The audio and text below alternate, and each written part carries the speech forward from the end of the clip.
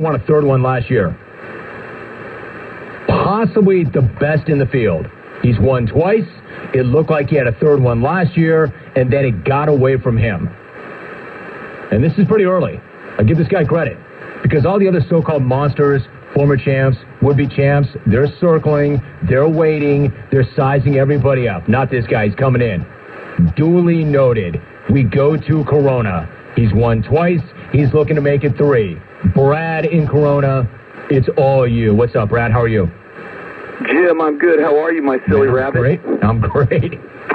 Bodie, thank you for that genius phone call where you listed Smack Off participants and then yelled out Bubba, Sumbitch, and Banana Hammock 10 times. And for a guy who doesn't want anybody to know who he is, you should probably think about shutting down your Twitter account, Facebook feed, and stop putting terrible videos of yourself up online.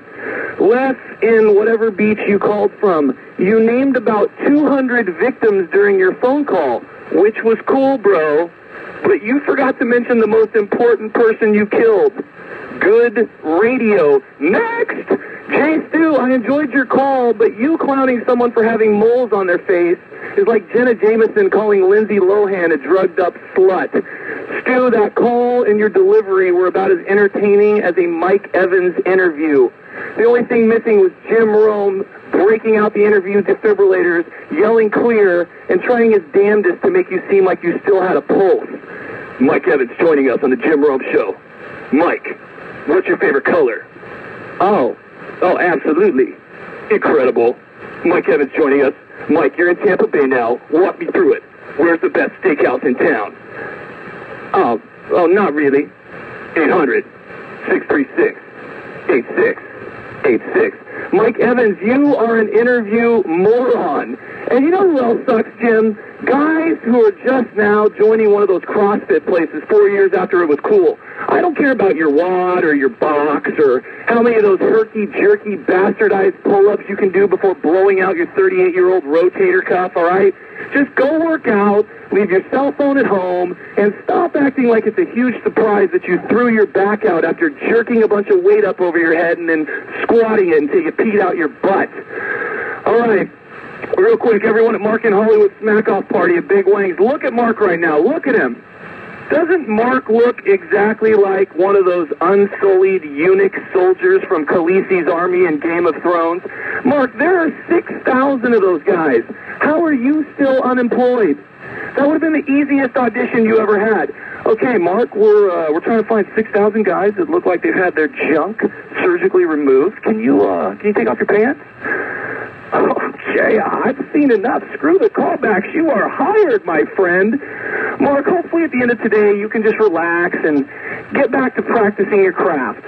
And I'm not talking about acting. I'm talking about writing your name upside down in crayon on the tables at the Hollywood Macaroni Grill. And a little piece of advice.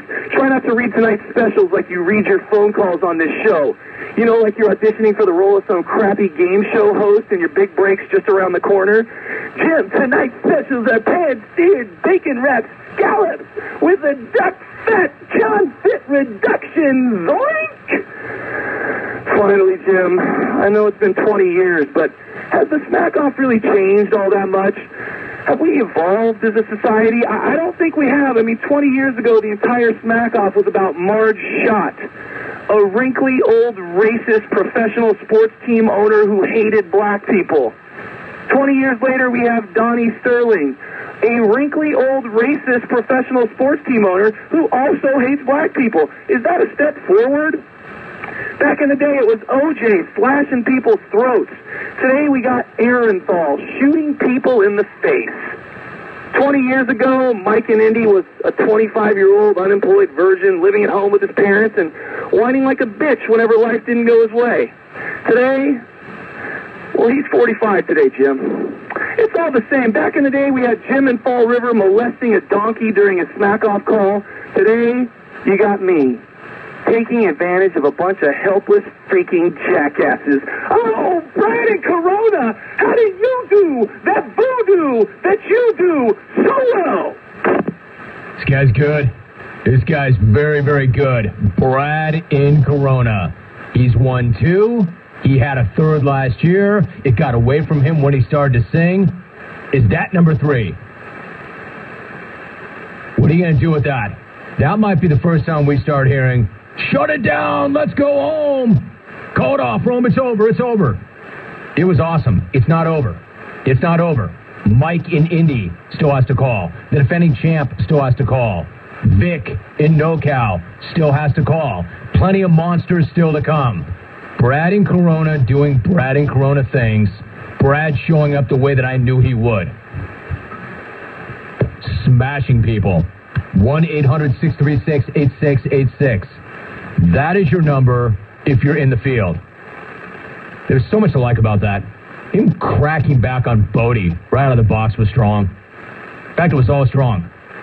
In any given smack-off call, you can always point to one or two things that are exceptional. And then you can always point to one or two things where they, quote, should have self-edited. Not a lot of fat in that one. That's a strong, strong call. I'm looking for your reaction. I'm looking at trending topics on Twitter, and left is the third trending topic in the United States right now. Left. It's incredible.